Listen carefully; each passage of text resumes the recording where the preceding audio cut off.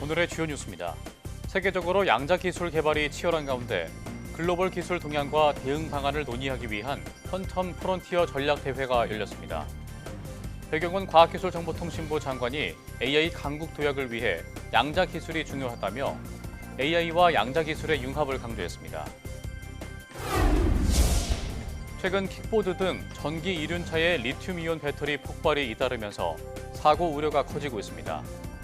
리튬이온 배터리는 충격이나 과충전으로 분리막이 손상되면 폭발이 일어날 수 있어 제어장치 마련이 시급하다는 지적입니다. 최근 폭염과 폭우가 반복되면서 말라리아 등 여름철 전염병 확산 위험이 커지고 있습니다. 예방법과 감염 시 대처 요령 등을 전문가와 함께 자세히 알아보겠습니다. 여러분 안녕하십니까? 사이언스투데이 시작합니다. 배경훈 과학기술정보통신부 장관은 양자기술 분야별 장단기 특화 육성 전략과 퀀텀 플러스 AI 등 핵심 과제들이 양자 종합 계획에 잘 반영되도록 준비하겠다고 밝혔습니다. 배 장관은 대전 한국표준과학연구원에서 퀀텀 프론티어 전략 대화를 열고 글로벌 양자기술 동향과 대응 방안 등을 논의하며 이같이 말했습니다. 또 AI 강국 도약을 위해 퀀텀 기술이 중요하다며 특히 AI와 양자 기술의 융합 필요성을 제기했습니다.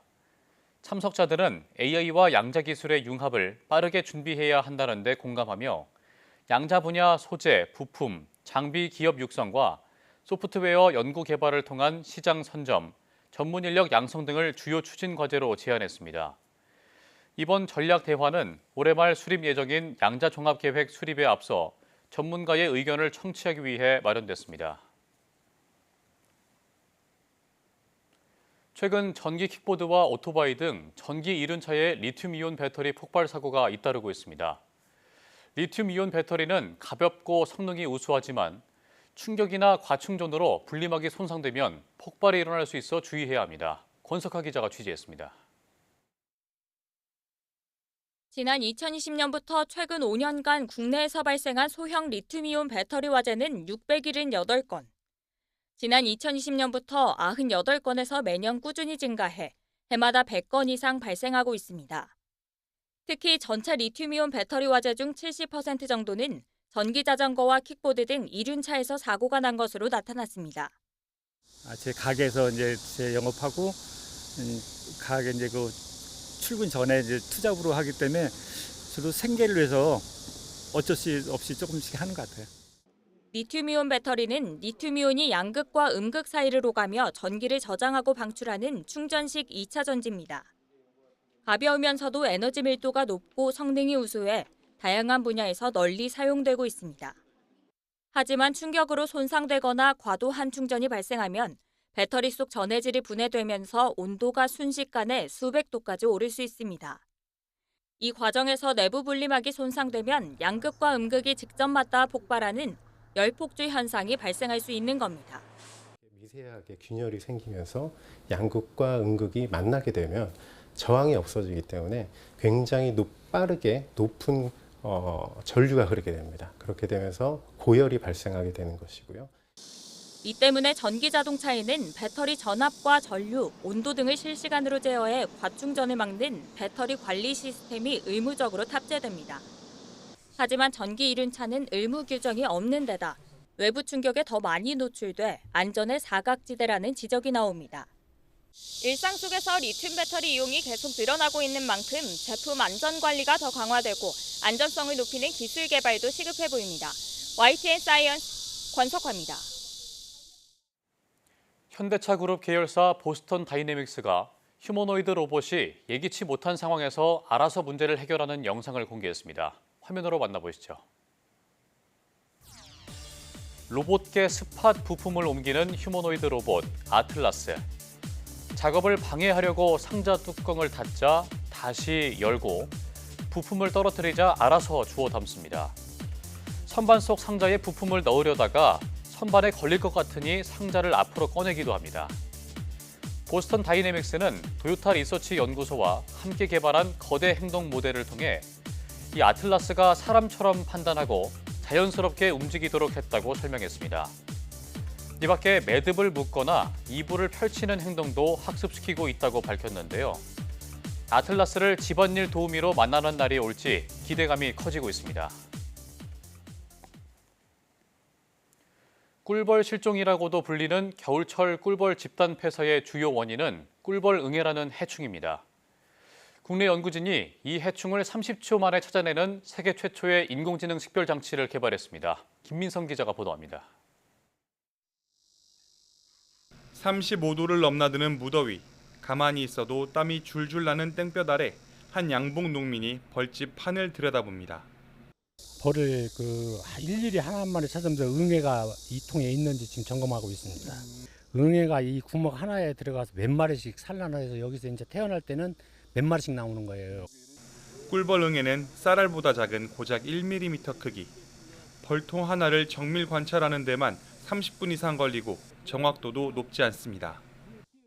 벌통 바닥에 떨어진 죽은 응애를 이런 식으로 확인하는 방법이 있지만 이렇게 바닥에 보일 때쯤이면 이미 때가 늦은 겁니다.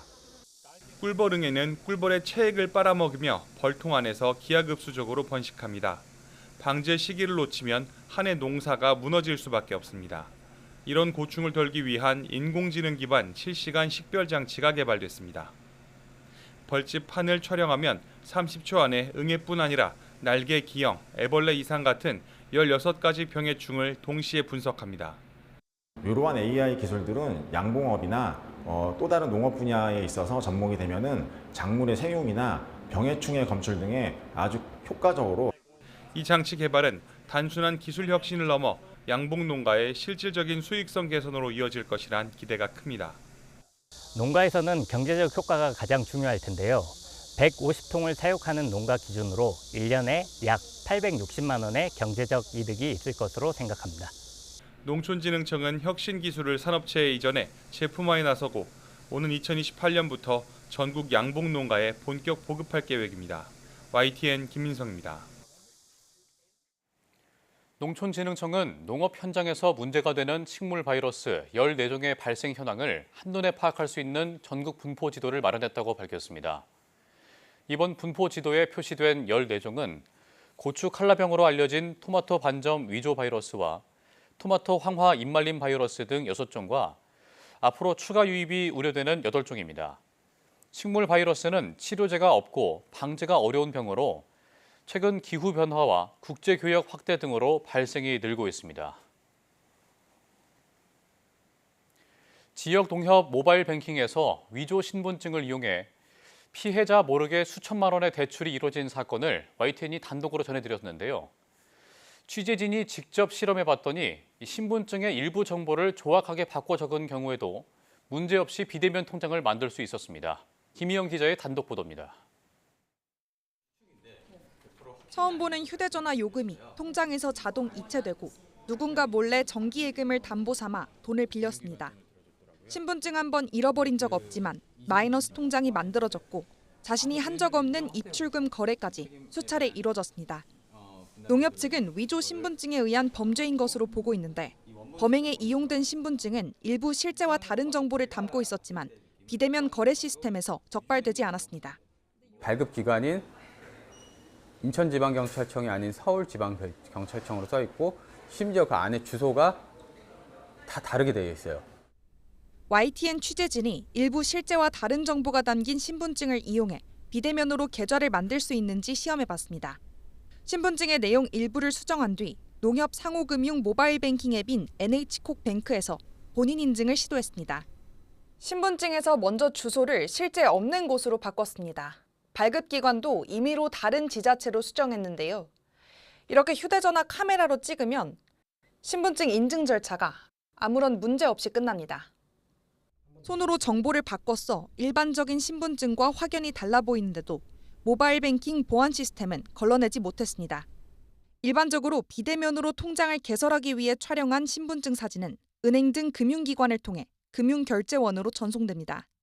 이후 행정안전부 같은 신분증 발급기관의 원본 정보와 비교해 문제가 없으면 인증이 완료되는데 조악하게 정보를 바꾼 경우에도 이 과정을 통과하는 데 문제가 없었습니다.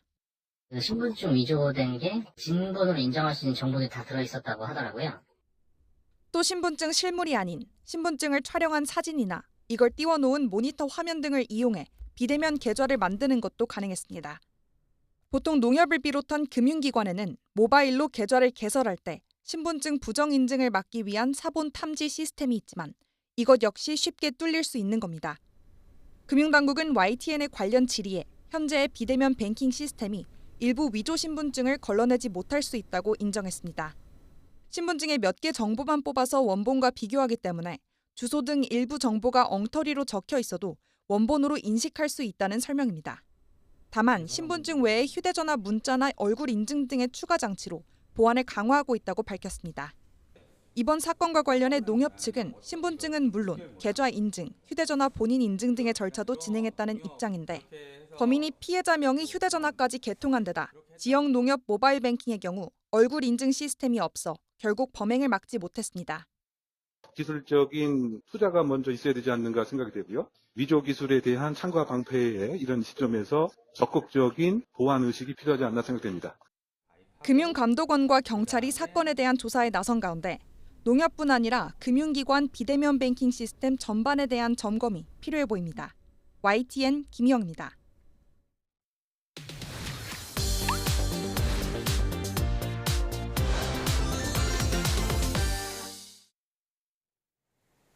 폭우로 생긴 물 웅덩이는 모기의 산란 장소가 돼 모기 수를 급격히 증가시켜서 말라리아와 같은 모기맥의 감염병의 발생 위험이 커지는데요. 실제 질병관리청은 전국에 말라리아 경보를 발령하기도 했습니다. 폭우와 폭염 뒤 찾아오는 감염병, 백순영 가톨릭대 의대 명예교수와 함께 자세히 알아보겠습니다. 교수님 안녕하십니까? 예, 안녕하세요. 예, 교수님 이번 여름에 폭염이 좀 기승을 부리면서 사실상 모기가 많이 사라졌잖아요. 근데 이후에 이제 폭우가 빈번해지면서 모기가 좀 급증한 건가요? 예, 사실은 모기라는 것이 굉장히 중요한 동물인데요. 전 세계적으로 사람을 제일 많이 죽이는 동물이 사실은 모기입니다. 네. 그런데 우리나라 같은 경우도 전 세계적인 이제 기후 변화로 인하여서 모기 출현 시기가 빨라지고 또 오래가는 아열대성 기후로 지금 특성이 바꿔지고 있는데요. 예. 특히 올해는 폭염과 집중호우로 인하여 7월 달에는 모기 개체수가 굉장히 많이 줄었었습니다. 즉 모기는 물 웅덩이나 아주 작은 물에라도 산란을 해서 모기 개체가 늘어나는 것인데 폭우로 인하여 완전히 다 쓸려나가서 줄었었는데 다시 모기 개체수가 늘어나는 지금 8월부터 가을 모기가 기승을 부리는 이런 상황이 지금 올해의 특이한 현상이라고 볼 수 있겠습니다. 그렇군요. 그러니까 폭우 때문에 흐르는 물에는 모기 알이 다 쓸려 내려갔다가 물 웅덩이가 생기면서 거기서 이제 모기가 개체수가 늘어나는 거죠. 그렇죠. 다시 이제 가을 모기가 더 많아지는 좀 특이한 현상이 올해 나타났습니다. 그렇군요. 그럼 이 모기에 물려서 걸리는 감염병, 이른바 모기맥의 감염병이라고 하는데 여기에는 어떤 것들이 있습니까? 뭐 지금 말씀하신 것처럼 말라리아 같은 경우가 대표적이라고 볼 수가 있죠. 주로 얼룩날개 모기. 우리나라에서는 중국 얼룩날개 모기가 특히 말라리아 매개체로 알려져 있는데 또 일본 내염인 경우도 진모기, 특히 일본 내염은 작은 빨간 진모기에 의해서 걸리게 됩니다. 이외에도 전 세계적으로 댕기열이라든지 지카, 치kungunya 또는 황열 같은 것들이 모기들에 의해서 매개되는 감염병이라고 할 수 있는데 모기의 종류들은 약간씩 다를 수가 있습니다. 예. 뭐 진모기도 있고 이집트 순모기라는 것들도 있고 얼룩날개 모기라는 것들도 있는데 각각 다르기는 하지만 서식하는 지역에 따라서는 대부분 그 질병이 유행하게 되어 있죠.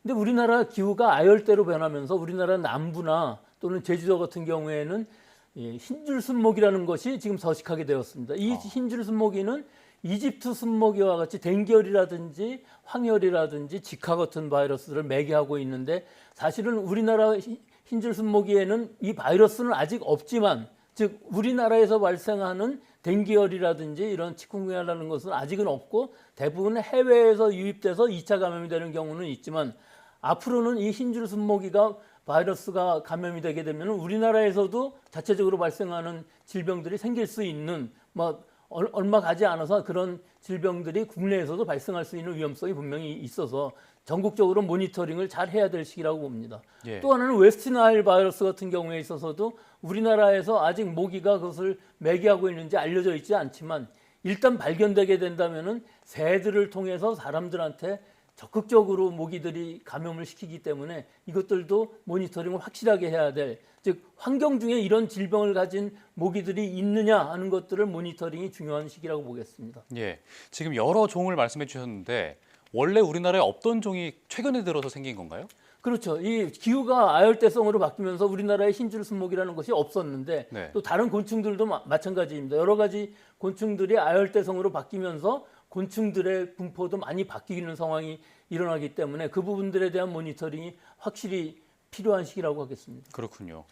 말라리아도 모기매개 감염병이라고 말씀을 해주셨는데 최근에 질병청에서 이 말라리아 경보를 발령을 했습니다. 말라리아가 얼마나 위험한 감염병인가요?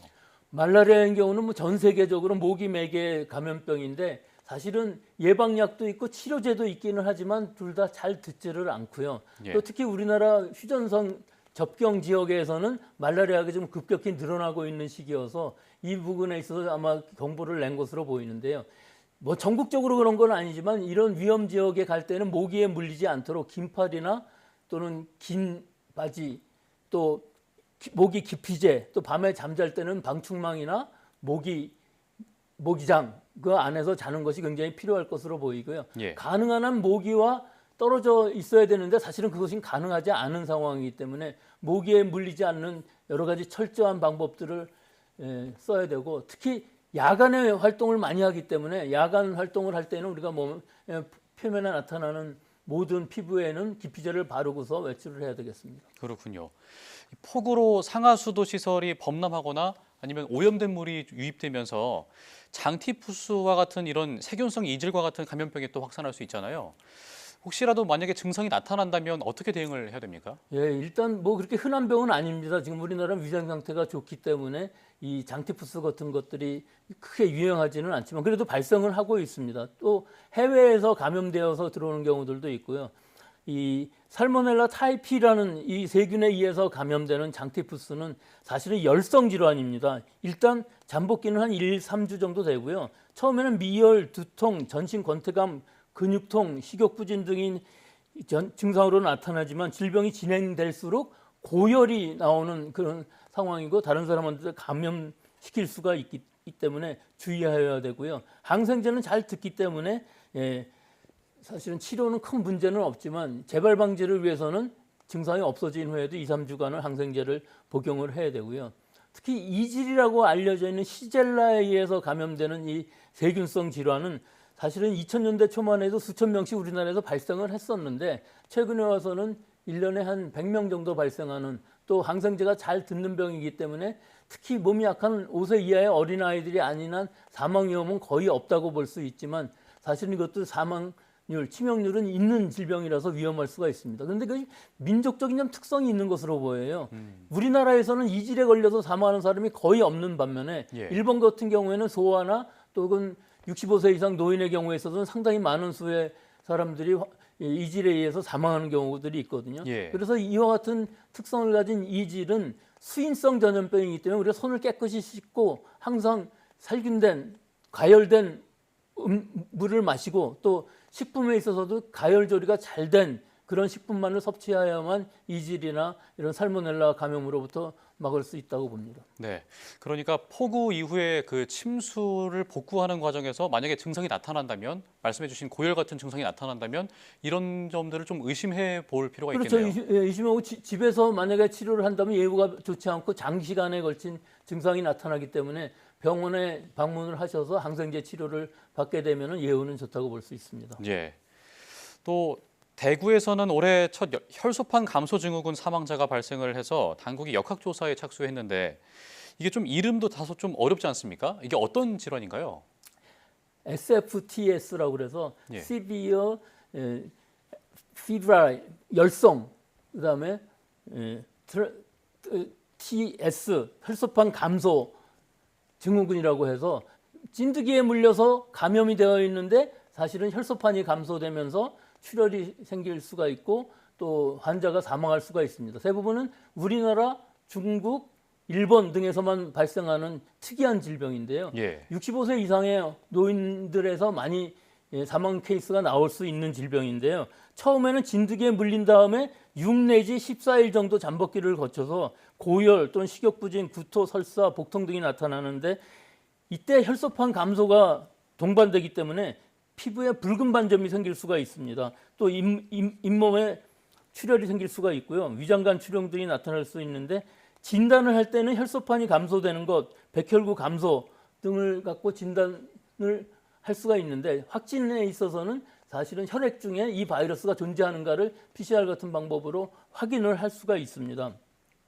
그래서 결국은 이 증상을 완화시키는 치료 방법은 해열제라든지 또는 수액 공급 등을 통한 대증적인 치료밖에 존재하지 않는데 중환자실에서 집중 치료를 받는 경우도 있고요. 심한 경우에는 수혈을 받아야 될 경우가 있습니다.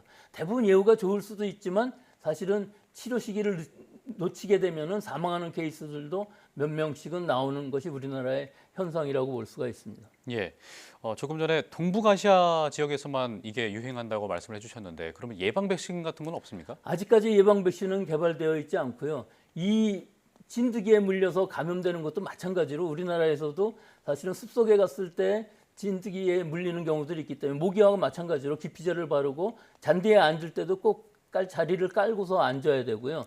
기피제, 모기와 비슷한 상황의 예방 방법이 있을 수가 있고요. 또 진드기에 물린 자국이 부풀어 올라가고 그때 열이 동반하게 되면은 일단 병원에 방문을 하셔서 이것이 SFTS가 아닌지 꼭 확인을 하실 필요가 있습니다. 그렇군요. 그런가 하면 이번에는 이제 코로나 이야기를 좀 해볼 텐데 코로나 입원 환자가 6주째 늘고 있습니다. 아무래도 고령층 등 고위험군은 각별한 주의가 필요할 것 같은데 어떻게 보십니까? 예, 일단 사람들의 경각심이 많이 없어져서 코로나에 대한 공포심 자체도 없어진 것으로 보입니다. 하지만 지금 올해만 보더라도 지금 8월 중순까지 6주 이상 입원 환자가 증가하고 있는 상황인데요. 사실은 사망자 수라든지 이런 것들은 큰 변화가 있는 것은 아니고 또 작년과 비교한다 그러면 작년에 비해서는 한 10분의 1 정도로 숫자는 줄어든 상황이지만 아직도 65세 이상의 어르신들에서는 이 코로나19 감염이 굉장히 위험할 수가 있습니다. 그래서 예방 백신을 꼭 접종을 받으시는 것을 권해드리고 싶은데요. 사실은 지금 그 예방 접종을 하고 있는 것은 현재 우리나라에서는 JN1이라는 그 바이러스에 대한 백신을 접종을 하고 있고요. 올해 10월 초쯤 되면 파이자, 모더나, 노바백스에서 한 550만 도즈 정도의 백신이 도입될 예정이고 이것은 LP8.1이라는 그 바이러스에 대한 백신으로서 현재 우리나라에서 유행하고 있는 MB1.8.1이 주 점종이 되어 있는데 이 바이러스와 상당히 비슷한 바이러스이기 때문에 지금 접종을 받는다면은 지난번에 유행하던 바이러스들에 대한 접종을 받는 것이지만 10월 초부터 접종을 받는다면은 사실은 좀 더 감염을 예방할 수 있는 그런 백신을 접종을 받을 수도 있기 때문에 실제로 지금 접종을 받으시면 한 2주 정도 후에는 면역력이 생기기 때문에 지금 받으셔도 좋지만 10월 초에 들어오는 백신을 받는 것도 좋은 방법이라고 볼 수가 있고요. 특히 중요한 것은 일단 감염이 의심되면은 이 진단을 통해서 이것이 코로나19인지 아닌지를 65세 이상 고령층에서는 꼭 확인하실 필요가 있다고 봅니다. 이것은 65세 이상에서는 치명률이 있기 때문에 진단이 확진이 되게 되면 바로 치료제를 복용하시게 되면 사실은 치명률을 거의 제로로 만들 수가 있는 상황이기 때문에 꼭 증상이 있을 때에는 진단을 받으시고 치료제를 처방받으시기를 권고드리겠습니다. 네, 알겠습니다.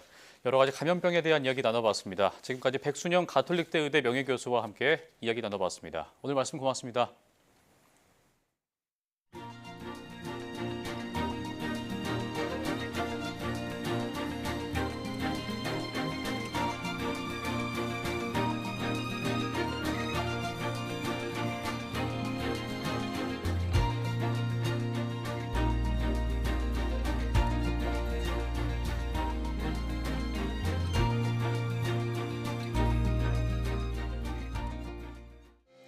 (8월 20일은 세계 모기의 날이라고 합니다. 모기 매개 질병의 위험성을 알리고 예방을 촉구하기 위해 만든 날인데요. 앞서 전문가와 전해드린 내용 잘 숙지해서 안전하고 건강한 여름 보내시기 바랍니다. 뉴스 마칩니다. 고맙습니다.